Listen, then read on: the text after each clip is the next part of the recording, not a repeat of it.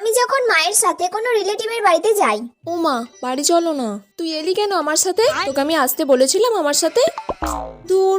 কতদিন পর আপনি আমাদের বাড়িতে এলেন আর মিষ্টিকে সঙ্গে করে এনেছেন, আর কিছু খাবেন না? দাঁড়ান, আমি কিছু খাওয়ার ব্যবস্থা করছি। এবার কিছু ভালো মন্দ খেতে পারবো।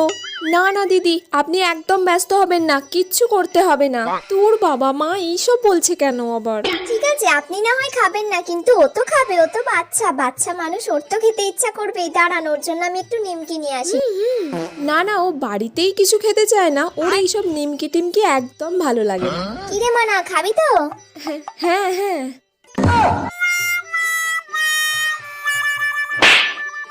না, আমি আসলে বাইরে কিছু খাই না। তাহলে আমি আবার মিনতিকে চায়ে জল বসাতে বলে এলাম, বারণ করে আসি। এই মিনতি, छन से जो टूटे कोई सपना, जग सुना सुना लागे, जग सुना सुना